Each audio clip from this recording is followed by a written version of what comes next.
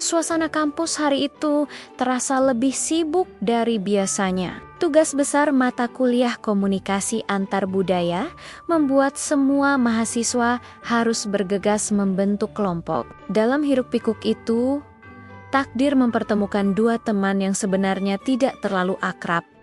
Ari, seorang cowok remaja yang cenderung tenang dan pendiam, dan Naya, cewek yang ceria dan sangat ramah. Setelah berdiskusi singkat, mereka memutuskan untuk mengerjakan tugas di rumah Naya.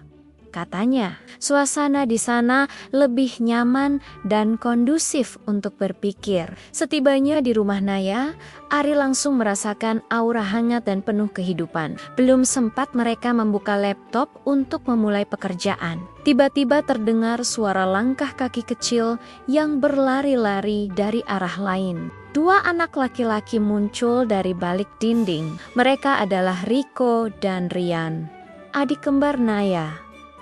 Tubuh mereka masih mungil, tapi ada satu hal yang paling unik dan langsung menarik perhatian Ari. Mereka punya telinga kucing, kecil, imut, dan bergerak-gerak lincah, seolah sedang mendeteksi setiap suara di sekitar mereka. Ari sempat terdiam sejenak, bengong melihat pemandangan yang tak biasa itu. Awalnya, kedua bocah itu hanya mengintip malu-malu dari jauh, penuh rasa ingin tahu. Tapi lama-kelamaan, rasa penasaran mereka mengalahkan rasa malu. Mereka mulai mendekat, perlahan tapi pasti. Ketika Ari sedang sangat fokus membaca materi tugas di laptopnya, tiba-tiba sesuatu yang kecil mengenai kepalanya. Tap. Ari menoleh pelan. Aneh, tidak ada apa-apa. Ia kembali fokus pada layar. 5 detik kemudian, tap. Kena lagi. Kali ini ia yakin itu adalah sebutir kacang. Saat ia menoleh, ia melihat Riko dan Rian sedang cekikikan sambil bersembunyi di balik sofa, mengira aksi mereka tidak ketahuan. Ari mencoba untuk tetap sabar, menahan diri, tapi wajahnya sudah mulai memerah karena kesal. Ketika kacang ketiga melesat dan hampir mengenai matanya, kesabarannya habis. Ari langsung berdiri dan berkata dengan suara yang sedikit meninggi, "Hei, kalian berdua, jangan lemparin aku." Mendengar itu, teriakan kecil mereka terdengar. Lalu keduanya lari terberit-berit seperti dua anak kucing yang ketakutan. Pada saat yang bersamaan, Naya muncul dari dapur sambil membawa minuman. Melihat kekacauan kecil itu, ia langsung paham apa yang baru saja terjadi.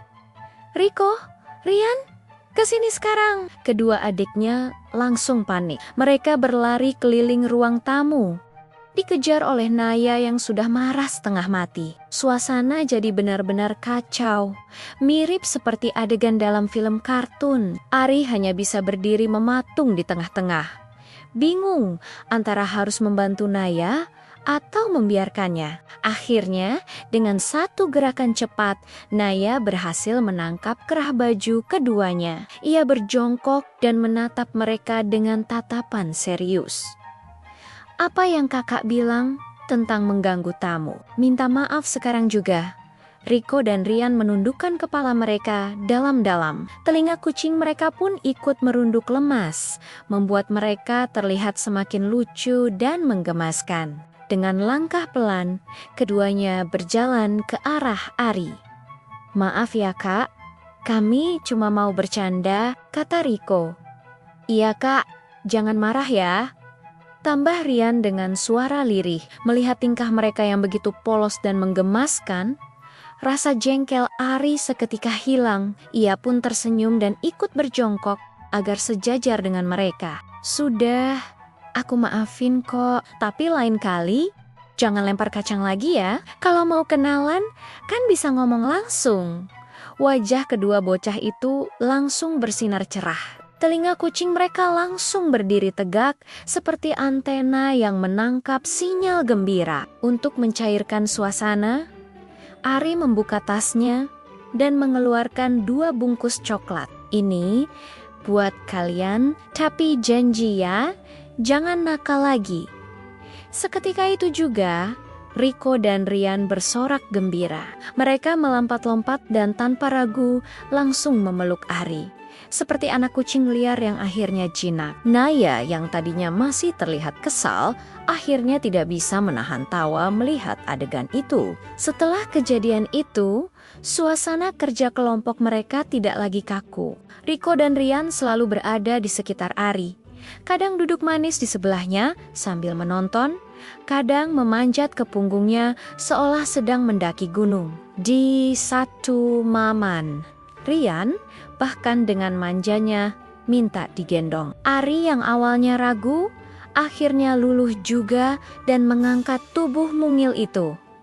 "Wah, Kak Ari kuat banget!" teriak Rian sambil tertawa riang. Suasana rumah menjadi sangat hidup. Tugas yang berat terasa lebih ringan karena diselingi banyak tawa dan keceriaan. Dari Kaihan, Naya memperhatikan interaksi itu dengan senyum hangat. Ia tidak pernah menyangka Ari yang ia kenal pendiam ternyata bisa begitu akrab dengan kedua adiknya hanya dalam beberapa jam. Ketika hari mulai sore, tugas mereka akhirnya selesai. Sebelum Ari pulang, Riko dan Rian sudah berdiri di depan pintu, melambaikan tangan dengan heboh. "Kak Ari, nanti datang lagi ya, teriak mereka serempak.